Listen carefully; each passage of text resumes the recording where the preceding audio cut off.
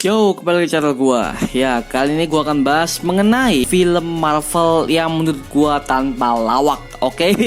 Karena seperti yang kalian tahu, bagi kalian subscriber lama ya, pasti kalian tahu lah mengapa gua tidak terlalu suka dengan MCU sekarang. Karena seperti yang kalian tahu bahwa MCU udah jadi Disney ya, udah banyak jokes dan itu literally film lawak, Pak. Mohon maaf kalau ngomong gini ya.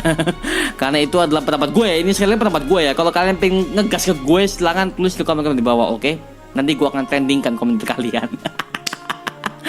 Oke, jadi di sini gua akan bahas mengenai 5 film Marvel yang tanpa lawak, baik pun itu di MCU maupun yang di luar MCU. Tapi kebanyakan gua di luar MCU sih.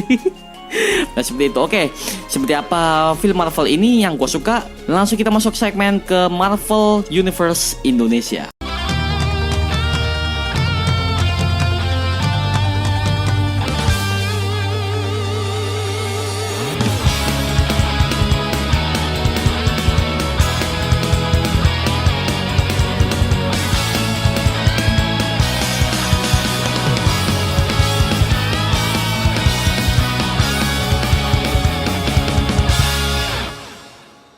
Oke, jadi video kali ini gue akan bahas mengenai 5 film Marvel yang tanpa lawak ya. Karena dari segi tanpa lawak ini menurut gue bukan yang terlalu dark, terlalu serius, bukan. Jadi film itu literally superhero banget. Jadi ada protagonis, ada villain, ada kasus gini pun. Dan itu menurut gue adalah story yang bisa dijadi di kehidupan nyata. Bukan dalam segi bla bla bla, dari segi villain yang punya kekuatan super, bukan. Yang gue maksud realistis ini adalah mereka dari segi skrip dan dari segi mereka acting itu nggak dilebih-lebihkan dan juga tidak alay. Nah ini yang gue suka dari Marvel yang dulu-dulu zamannya Spider-Man Sam Raimi sebagainya, Blade, itu gue bagus banget, Pak. Makanya di sini gue akan bahas 5 film Marvel yang gue suka, walaupun dari series maupun dari film. Bodoh amat lah, yang penting gue tonton di sini lah. Oke, yang pertama pastinya Pak, Daredevil season 1 sampai 3. Ya, gue langsung ngomong gini lah, Daredevil seriesnya. Karena gini, gue lihat sampai awal itu, di awal sampai season 3 di Daredevil ya, itu menurut gue bagus banget, Pak. Mohon maaf ya, ini Marvel Netflix yang paling bagus dari segi konspirasi, dari segi pengkhianatan, dari segi acting para aktornya dan ceritanya. Nih nomor 1, ceritanya bagus banget ya. Dan film-film Daredevil di situ itu nggak ada bosenin, dan juga film-filmnya punya alasan kenapa dia menjadi villain. Nah ini yang gue suka dari Daredevil yang Marvel Netflix, karena oh my god, that's so gore yang diperlihatkan, darah diperlihatkan, dan juga omong kotor pun juga diperlihatkan. Makanya ini yang gue suka dari film-film Marvel yang sekarang yang Netflix ya, karena itu menurut gue itu kayak membanting MCU banget lah. Karena itu ibaratnya karena Marvel Netflix itu ya memang gue tahu itu adalah satu timeline dengan MCU, walaupun di beda daerah sama New York.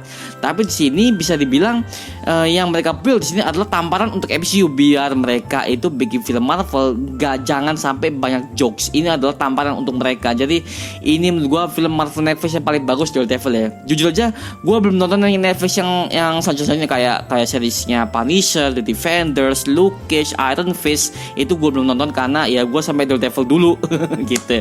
Tapi di sini gue suka banget. Mohon maaf nih, gue holding banget sama tuh series. Karena setiap episode ada momen tegangnya sendiri, Pak. Wah, gila. Dan gue paling suka season pertama. Mohon maaf, season pertama itu masih menurut gue paling horny sih. Itu gue udah pernah review ya, linknya ada di deskripsi mengenai gue pernah review mengenai Daredevil season pertama. Ya mohon maaf, gue belum lanjut untuk review Daredevil season 2 sampai ketiga. Pada saat itu gue masih belum ada waktu untuk syuting ya, karena ya udah gitulah, karena berbagai macam alasan. Tapi ya semoga aja gue bisa upload untuk mereview Daredevil season 2 sampai ketiga. Oke, tapi menurut gue bagus banget untuk series ini. Sumpah gila banget. Dari awalnya pembentukan gangster di kota, si Hell's Kitchen membutuhkan vigilante, si Daredevil ini muncul, kostum pertamanya, kostum keduanya dia upgrade ya ketika setelah dia mengalahkan si Kingpin ini, si Wilson Fisk brengsek ini.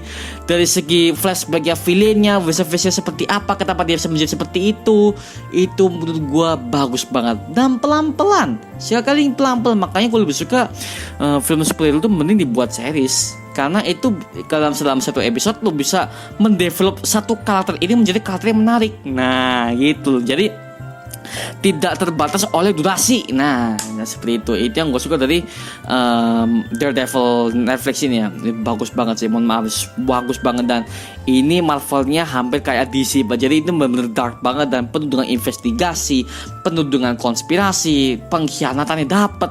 Jadi oh my god, itu sakit banget sih ketika si Daredevil dikhianati oleh teman-temannya sendiri, Pak. Aduh, itu sahabat banget ya Matt ini ya, Matt Murdock ya. Jadi bagus banget, karena kan si Matt Murdock ini kan adalah seorang pengacara hebat ya, walaupun dia buta tapi dia adalah pengacara paling diandalkan oleh pemerintah Amerika Serikat lah, seperti itu. Makanya the best banget untuk Daredevil Netflix ya. Dan marketnya sekali lagi Daredevil ini untuk dewasa ya. Jadi ada beberapa adegan dewasa ada, dan juga ada beberapa adegan yang bisa dibilang gore darah dimanapun, dan ada banyak kata-kata kotor. Jadi kalau kalian yang ingin mengeksplor Daredevil itu, gua saranin lu mending nonton Daredevilnya fansnya Ben Affleck dulu ya, biar lu bisa dapat gambaran Daredevil itu kayak apa sih.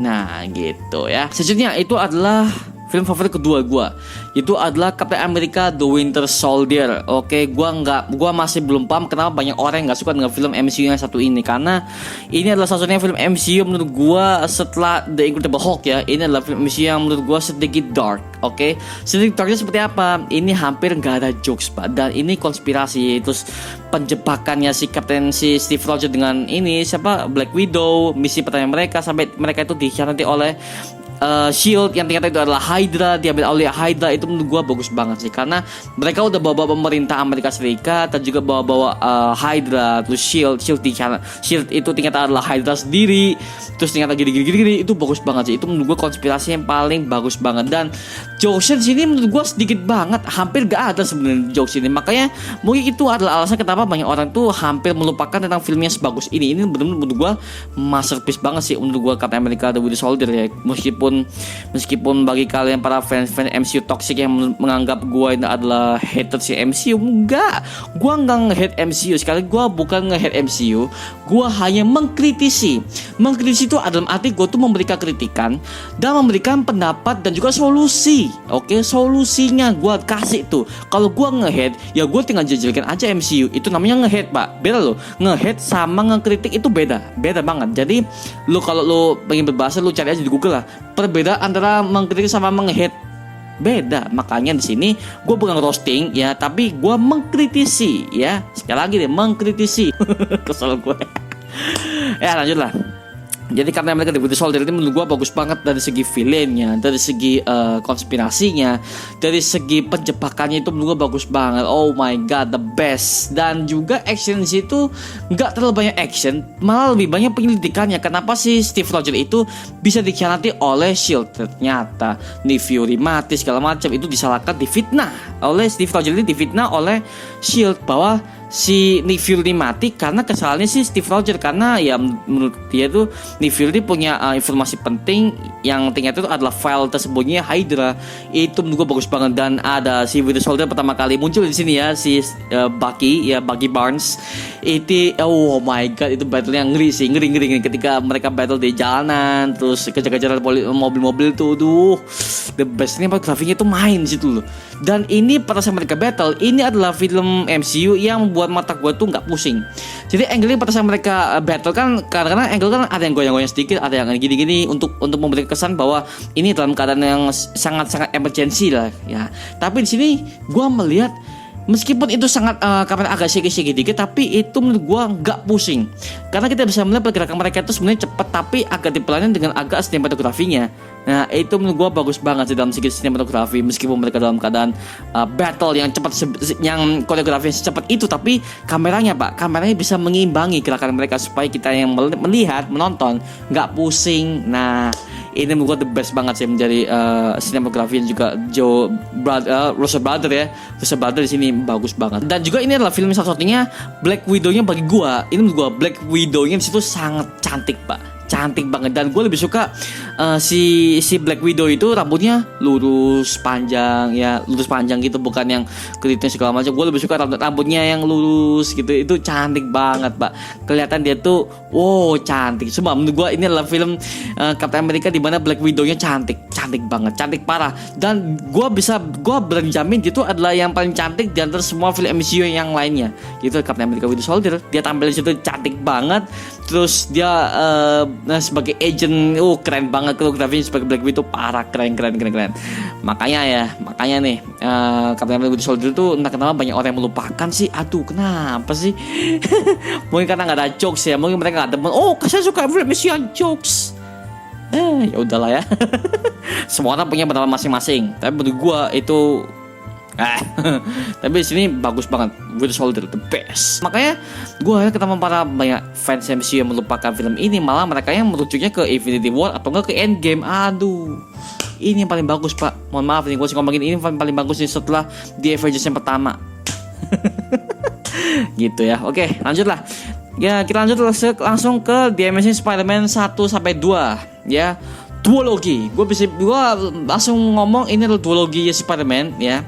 Dan ini gue sayangi banget karena ini adalah film yang dimana ini gak trilogi. Jadi Spider-Man itu seharusnya dia menjadi trilogi, di cancel Pak sama Marvel karena pada saat itu Marvel akan diakuisisi, akan dibeli oleh Disney ya. Mohon maaf nih ngomong gini ya, karena ya pada saat itu Spider-Man kan udah itu tuh apa namanya udah mau dibeli sama Disney. Jadi alhasil mereka menciptakan Spider-Man versi MCU si Tom Holland itu ya. Yang menurut gue Spider-Man-nya terlalu kanak-kanakan banget ya. Dan gue yang udah lahir dari tahun 99 sampai sekarang, gue lebih demennya Spider-Man yang versinya si Tobey Maguire sama ini Andrew Garfield. Dan jujur dari segi Peter Parker itu gue lebih suka Peter Parker versinya Andrew Garfield karena gue lebih dapat dia sebagai Peter Parker yang sangat-sangat cerdas dalam hal sains, dalam hal teknologi. Itu dapatnya di Amazing Spider-Man. Andrew Garfield bagus, makanya Peter Parker dibangun sini bukan ya memang ada sedikit culun-culunnya, tapi di sini Peter Parkernya bukan yang sangat-sangat culun banget, no. Dia tuh sedikit culun. Dan tapi kita juga diperlihatkan dia tuh jeniusnya, dia baca-baca buku, dia belajar, dia layan kita sebagai anak SMA gimana sih. Terus kita tergila-gila dengan hal sains, gimana dia diundang ke Dr. Curtis Connors mengungkap konspirasi kedua orang tuanya. Oh my god, itu heartbreaking banget sih ketika gue ngeliat film itu, karena ya si Peter Parker ini ketika dia ditinggal oleh kedua orang tuanya, dia berusaha mencari tahu kenapa alasan kedua orang tuanya itu menitipkan dia ke paman Ben sama si Bibi May. Itu menurut gue bagus banget. Dan ya walaupun ada sedikit yang miss ya, itu adalah adegan ketika si paman Ben terbunuh di versi The Amazing Spider-Man ya. Kematian paman Ben di sini menurut gue terlalu maksa ya, maaf reaksinya Peter Parker ketika dia nahan darahnya si paman Ben ketika dia akan mati, itu tensinya menurut gue kurang. Maaf gue ngomong kurang. Dan actingnya si Andrew Garfield pada saat dia lihat paman Ben mati itu menurut gue paling lebay, karena dia teriak gitu sih, karena menurut gue tensinya kurang dapat. Dan juga backsoundnya tidak mendukung. Backsoundnya tidak mendukung sama sekali. Jadi backsoundnya bukan backsound yang sedih atau backsound gimana, backsoundnya malah ini backsoundnya bukan kayak apa ya, gue bukan orang musik juga, tapi kalian bisa cek aja di scene itu ketika paman Ben mati, gue merasa ada yang kurang. Nah itu backsoundnya sama acting Andrew Garfield tuh kayak melebih-lebihkan, kayak alay gitu. Jadi ya nggak dapet. Itulah kekurangan salah satu di Amazing Spider-Man itu ya. Dan juga ketika gue melihat film ini ya, si Curtis Connors ya, The Lizard ya, villainnya The Lizard ini sesuai banget sama yang di komik. Jadi kan ambisinya Dr. Curtis Connors itu adalah untuk mengembangkan sebuah serum ya, yang dimana DNA-nya itu akan digabungkan kepada DNA hewan ya, which is adalah kadal, karena kadal itu kan bisa beregenerasi dan itu bisa dikombinasikan dengan DNA manusia. Nah jadinya seperti apa? Nah itu menurut gue ini sangat akurat banget sama yang di komik ya, komik Spider-Man ya, yang kita udah pernah nonton animasi Spider-Man yang ketika dia melawan Lizard bagaimana, itu kan sama-sama aja motifnya, motifnya sama dengan Dr. Curtis Connors gitu loh. Jadi bagus banget. Dan pencintaannya Peter Parker dengan Gwen Stacy yang dibangun sini itu tidak alay. Mohon maaf, ini nggak alay. Dan juga Peter Parker di sini tuh ya bucin sama bucin sama di komik bucin. Dan jujurnya ini ini adalah film dimana gue sangat cinta dengan Emma Stone. Mohon maaf nih gue ngomong gini ya. Emma Stone-nya sebagai Gwen Stacy di sini, oh my god, cantik banget pak, cantik banget. Sejak saat itu gue langsung mengoleksi foto tentang ini si Emma Stone. Judulnya Emma Stone lagi cantik-cantiknya di situ adalah The Amazing Spider-Man pertama pak. Yang pertama ya, bagus banget. Yang kedua ya dia udah mulai sedikit dewasa dan dandannya lebih rapi, terus dia sebagai wanita dewasa lah gitu, nggak seperti The Amazing Spider-Man yang dia masih anak SMA gitu loh. Tapi di sini ya cantik banget The Amazing Spider-Man itu ya, itu bagus banget Gwen Stacy-nya. Oh my waifu, damn. Tapi ya gitu, tapi setelah gue cerita ternyata mereka berdua, si Andrew Garfield dan Emma Stone, mereka benar-benar menjalin hubungan, sehingga pada saat mereka syuting The Amazing Spider-Man itu mereka udah membangun chemistry ya, karena mereka di dunia nyata mereka juga pacaran pada saat itu ya. Sekarang kan mereka udah jadi mantan tuh gitu ya. Tapi ya jujur gue bagus banget, dan kehancuran New York gimana, invasi para kadal-kadal mutan gimana, kematian bapaknya si Gwen dapet, musiknya sih justru kalau ada adegan kematian, musiknya akan mendukung. Cerdasnya dia sebagai siswa SMA itu dapat banget pak, sebagai fotografer dapat, semuanya bagus banget dan balance gitu, balance banget sini The Amazing Spider-Man. Dan jokesnya ada jokes, tenang, ada jokes ini. Cuman jokesnya sekali lagi tidak mendominasi. Nah jokesnya hanya sebagai pelengkap saja, hanya sebagai hiburan kita sebagai penonton, biar nggak terlalu dark amat kayak DC gitu ya. Tapi menurut gue bagus banget untuk The Amazing Spider-Man 2. Nah yang kedua ini, The Amazing Spider-Man kedua, oh my god, porsinya lebih dibanyakin dan villainnya, akhirnya villain favorit gue muncul di situ, itu adalah Electro ya. Karena gue dari dulu sepanjang gue suka dengan Spider-Man dari gue kecil ya itu menurut gue Electro adalah villain yang paling gue tunggu-tunggu untuk live actionnya. Bayangin tuh, gue udah bayangin dari gue kecil sampai sekarang, oh Electro the best lah, karena tensinya dia sebagai Electro tuh diperpanjang, terus dia Max Dillon dia tuh dijelasin dia tuh siapa, dia adalah teknisi Oscorp tapi dia tuh nggak dianggap, dia nggak punya teman, dia nggak punya sosialita, dia tuh dipandang buruk oleh orang-orang. Itu menurut gue bagus banget sih tensinya sebagai kita untuk membuild up seorang villain ya gitu. Dan ketika si Electro itu dia tuh yang ngadep Spider-Man, ternyata dia tuh gue bisa tangkap dia ini adalah orang yang baper banget, dan maksudnya Spider-Man itu ngomong you are my eyes and ears gitu ya, itu maksudnya itu adalah menghibur doang, menghibur si Max Dillon ini agar supaya dia tuh nggak galau, nggak terpuruk banget lah gitu. Si Max Dillon-nya dia tuh terlalu baper pak, dia tuh ngira bahwa Spider-Man itu membutuhkan dia sebagai rekan. Nah ya, tapi ya itu adalah menurut gue itu sih. Tapi goblok yang sini ya, gue ada satu scene di Spider-Man 2 yang gue bikin gue kesel, yaitu ada adegan di mana si Electro itu ya si Max Dillon itu ketika dia lagi nyerang Times Square New York, dan Times Square literally itu gue nggak bisa tangkap si warga New York segoblok itu, mereka tuh malah ngerosting si Electro ini. Ngerosting pak, bukannya malah dibantu atau di mana, padahal Spider-Man itu ya berusaha tuh ngebantu dia buat si para orang-orang ini gak nge-hate dia, tapi si para warga New York yang ngeliat itu gue tolol nih, mohon maaf gue ngomong tolol nih warga New York. Mereka ngeliat sesuatu yang aneh itu malah di roasting. Ya ini kebiasaan para netizen kita yang tercinta di sosial media segala macam, buat YouTube, Instagram, sama aja pak ya. Ini jujurnya sesuatu hal yang aneh di roasting. Lu lihat dulu masalahnya, baru lu roasting, baru lu komentar. Gila lu. Makanya dulu gue langsung emosi lu, dapet banget. Dan gue bisa tangkap para warga Amerika New York pada saat yang mereka ngadepin Electro sama Spider-Man itu tolol sih. Tapi setelah skrip itu adalah dalam dari segi villain. Nah itu gue, kita sebagai penonton tuh dipacu emosinya. Wah ini warga Amerika goblok nih. Electro yang udah sangat mau ngambil simpati Spider-Man di roasting sama warga Amerika. Gila loh. Ya asli jadi seperti itu. Itu adalah sebagai developing villain. Nah gue suka banget. Dan juga ada si Harry Osborn sebagai Green Goblin, pertemanan Peter Parker gimana gini-gini. Tapi yang gue sayangkan sini adalah ketika si Andrew Garfield ini akan beradu acting dengan pemeran si Danny DeHaan sebagai Harry Osborn.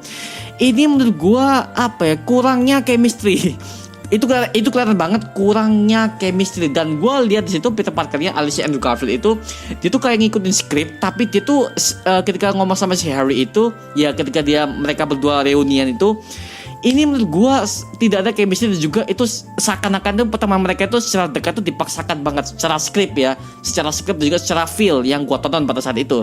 Jadi gue nggak ngerasa si Harry Osborn dengan Peter Parker ini pertemuan mereka dekat banget tuh gue nggak ngerasa, karena ya biasa aja. Mereka kayak teman dekat, tapi teman dekat dalam dekatnya itu hanya sebagai skrip, hanya sebagai cerita, nggak sebagai feel yang gue rasain gitu. Jadi ya gitu yang itu yang gue rasakan pada itu. Tapi dari segi film-filmnya bagus banget, dalam wujud Green Goblinnya si Harry Osborn dari awal dia benci Spider-Man dan itu ada alasannya. Nah itu, dan kematian Gwen Stacy ini kalau gue bandingkan sama di komik ini sama, oke, sama. Jadi yang ngebunuh Gwen itu bukan Green Goblin, jadi yang ngebunuh itu adalah Spider-Man sendiri ya, si Peter Parker sendiri. Karena pada saat dia narik si Gwen itu nggak sengaja ini ototnya kepala itu ketarik. Nah ototnya ketarik, matilah kepala, tekak matilah. Tariknya gini ya, sertangan ya oh ya, gue tahu itu adalah adegannya sangat apa ya bisa dibilang tolol. Tapi ya gue juga kasihan banget, dan jadi itu nolong tapi gak sengaja ngebunuh. Nah gitu, jadi ada momen ironisnya, ada momen ironis yang bisa gue tangkap di sini seperti itu. Jadi ini filmnya ada 3, cuman untuk si Rhino sih mohon maaf ya, Rhino itu hanya sebagai post credit scene ya, itu ya sebagai penutup doang. Tapi filmnya di sini ada 2 doang, Green Goblin sama sini Electro. Tapi gue lebih suka developingnya Electro ya, gue suka banget. Dan gue suka actingnya Jamie Foxx sebagai Electro. Ini benar-benar totalitas banget, dan actingnya dia sebagai orang yang bego ya, si Max Dillon ini orang yang baperan, dan dia berubah menjadi orang yang sangat-sangat benci dengan Spider-Man. Itu bagus, transformasinya bagus. Tapi ya itulah ya, gue harapin sih penampilannya untuk Spider-Man No Way Home seperti Tom Holland ini, kan katanya dia kan udah balik tuh sebagai Electro. Nah gue harapin sih dia sebagai Electro ini gak berubah dari yang dia di Spider-Man 2, karena bagus banget sih originnya dia sebelum Electro. Sesudah jadi Electro itu bagus banget, dan animasinya dan back soundnya itu bagus banget sebagai Electro ya. Dan walaupun matinya menurut gue kurang satisfying ya, maaf nih, matinya Electro itu kurang satisfying situ, makanya gue ngerasa gini doang matinya, cuma kelebihan daya cuma mati ya, memang secara segi fisika gitu. Tapi ya lu ini kan film superhero ya, jadi lu agak sedikit lebih dialay-alaykan dikit lah dari segi filmnya lah. Ya gitu aja sih mengenai Electro. Dan demi Spider-Man 1-2 bagus. Oke, selanjutnya adalah Spider-Man triloginya versinya Tobey Maguire. Ini adalah menurut gue adalah film Spider-Man yang menurut gue bisa dibilang sangat-sangat memorable. Sangat-sangat memorable. Kenapa? Ya sekali lagi, gue adalah anak tahun 90-an, dan gue bisa merasakan kehidupan anak-anak SMA yang sangat dark dan bullshit as fuck ya. Karena gue dari SMA itu juga kayak gitu. Ya cuma bedanya di sini adalah orang yang culun, dan juga dia dibully sama anak-anak yang bisa dibilang anak yang sok jagoan ya. Jadi kehidupan SMA sangat-sangat dark diperlihatkan di Spider-Man versi Tobey Maguire gitu loh. Dan apa yang gue alami di SMA itu benar-benar related sama yang gue tonton di Spider-Man Tobey Maguire. Serius, makanya ketika gue ngeliat sih, oh my god damn, this movie mengingat gue sangat sama kehidupan SMA gue, yang dimana kehidupan SMA gue itu yang katanya semua orang, kehidupan SMA itu sangat-sangat fun. Mata lo fun, gue tuh berbeda pak. Makanya dari dulu tuh gue malu-malu dengan teman-teman gue yang ngebully segala macam, meremehkan gini-gini, ngapain. Makanya gue tuh adalah orang introvert dulu. Makanya gue dulu apa-apa tuh selalu sendiri. Nah itu. Makanya itu relatable sama apa yang gue tonton di Spider-Man yang ini, Tobey Maguire. Dan implementasinya dari villain ini dan juga dari segi cerita ini jujur aja enteng banget kok. Sangat-sangat enteng, dan juga nggak terlalu mikir panjang lah. Dan jadi marketnya si Sam Raimi ini ya memang pada saat itu dia tuh pengennya semua umur lah untuk melihat ini, karena jujur aja itu nggak dark, dan juga itu biasa aja. Jadi film seperti itu biasa, dan hanya ditambah bumbu-bumbu romantis yang bisa dibilang anak-anak remaja SMA pada umumnya seperti itu. Dan ketika Peter Parker ini bertemu dengan Harry Osborn, nah ini baru ada chemistry. Jadi Peter Parker sama Harry Osborn tunjukin mereka tuh pernah berteman waktu pada saat SMA. Terus mereka tuh selalu barengnya bagaimana. Terus mereka saling bantu pada saat mereka saling mengerjakan tugas biologi, fisika, kimia dan sebagainya segala macam itu bagaimana. Itu diperlihatkan secara shoot sinematografi. Jadi nggak cuma dari omongan-omongan dari para karakter-karakternya doang.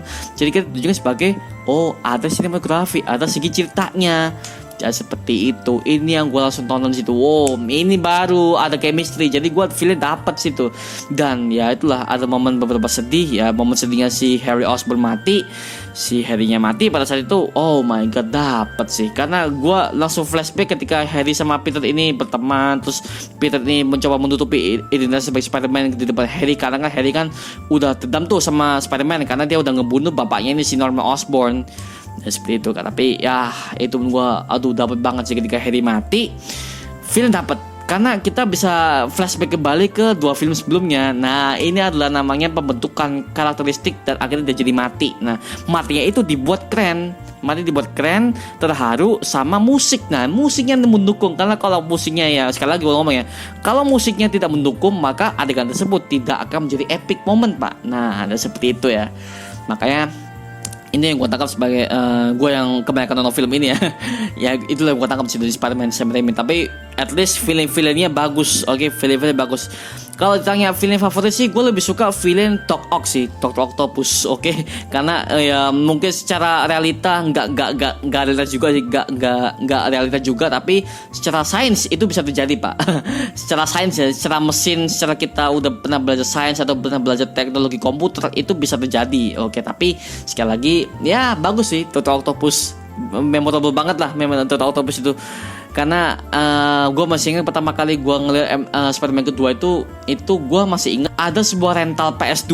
Oke, dekat rumah gue itu pernah ada rental PS2 yang dimana rental PS2 itu ada sebuah poster dari film Spider-Man 2. Nah ketika gue ngeliat itu ada film Doc Ock sama Spider-Man lagi bertarung kan situ dengan fansnya Tobey Maguire ya. Gue ngeliat kan posternya, gue coba tonton di Trans TV karena pada saat itu gak sengaja ada di Trans TV. Gue nonton kan, bagus pak. Bagus banget. Itu tahun 2006 lah kalau nggak salah ya. Itu mantap lah, the best lah. Makanya di situ itu adalah epic moment yang menurut gue feeling the best sampai sekarang pun ya. Spider-Man versi Tobey Maguire, Dr. Octopus, karena gue suka dia pembentukan film bagaimana, dia jadi gila bagaimana.